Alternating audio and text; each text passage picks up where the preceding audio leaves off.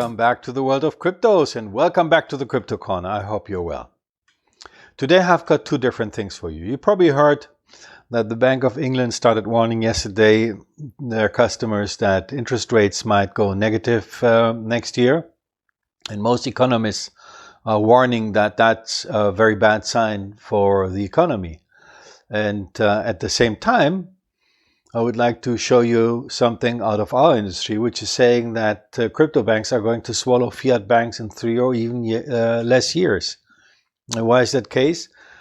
Because crypto banks can compete on a complete different level. They offer by far bigger products than a traditional bank can do, because everything is being reinvented, as you saw in the last few presentations that I did.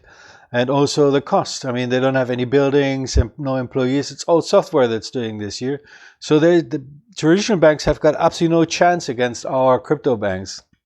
And so that's going to be a very interesting development, which is great because it gives you, as the user, a lot of independency in an area which is desperately needed. And as one can see, the increase in users and in value of money that has been locked into DeFi is increasing steadily, even at this moment of time where we had some down trend in the industry. The other thing I'd like to show you is so-called non-fungible tokens. Non-fungible tokens are assets that have different prices. A good example is artwork.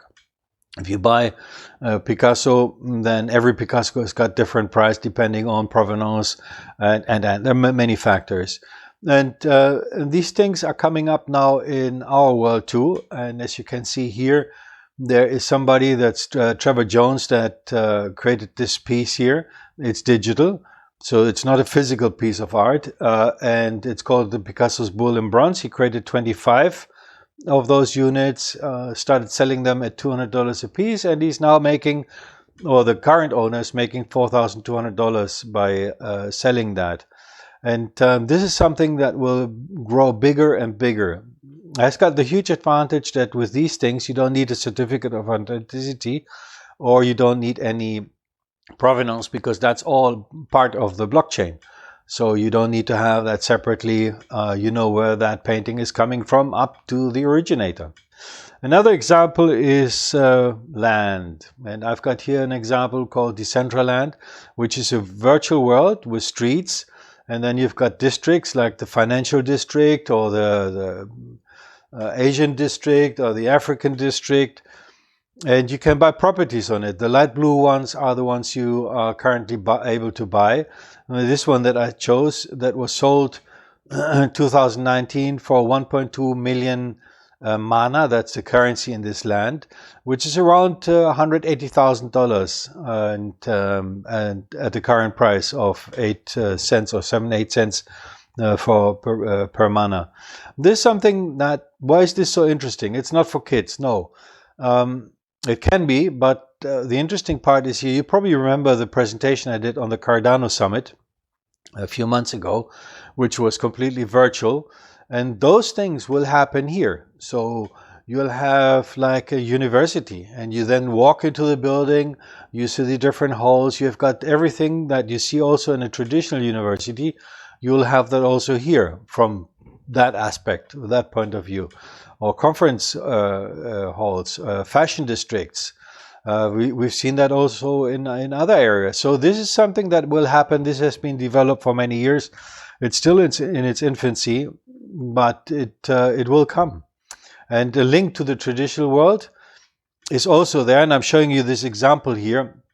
Although one has to be careful, because there is a physical asset, which is in this case the property, and you don't have a real link between the digital property and the physical property, because you can't put a building onto the blockchain. So the law has to change in order for these assets to be really part of a decentralized economy. But here in this case, you can buy a property 10048 Creighton Boulevard, Creighton Street, for $65,944, and the token price is $50. So you can buy part of a property without ever having been there, without knowing what area that is, and so on.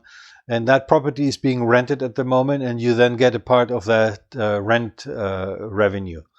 It's an idea. They're trying it. A lot of properties have been sold this way already because it's an interesting investment. So as you can see, there are a lot of things coming onto this market too. It's a different market than the DeFi market, of course.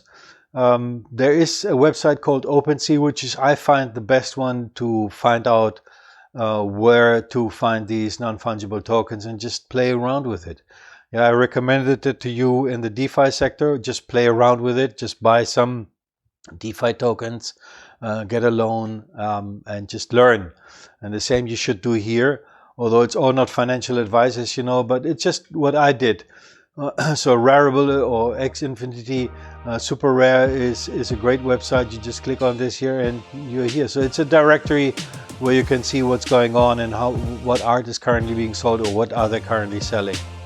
So that's it from me this week. I hope you learned something. I hope you found it interesting, and I'm really looking forward to see you next week again. So thank you very much for watching. Bye bye.